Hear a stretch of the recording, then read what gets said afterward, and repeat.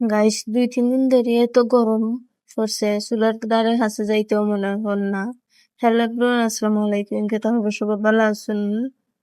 সবাইরে জুম্মা মুবারক। এই ভিডিওটা হচ্ছে শুক্রবারকার ভিডিও। বরাবরের মতন শুক্রবারে আমাদের সাথে যে কোনো বালাখানি রান্না করা হয়, হয়তো মুরগির বুনা, নাইলে গরুর মাংসের বুনা, আর নাইলে কেল ফাঁকি রোজ। আজকে আমি মুরগির বুনা করবো।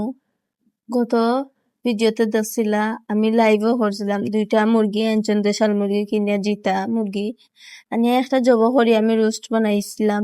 এখন আজকে আর একটা জব করিয়া বুনা করি নিলাম।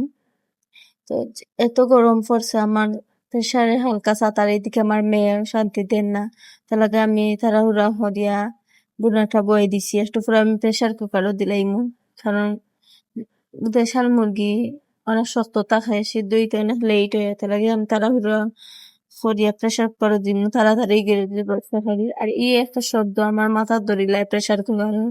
সো ফাইনালি আমার মাংসটা সিদ্ধ হয়ে গেছে। এখন আমি দেখবো দিয়া আমি লবণ চেক করি, হালকা জাল দিয়া দেখবো ঠিক আছে নি, সবটা পারফেক্ট আছে। ভালো থাকো,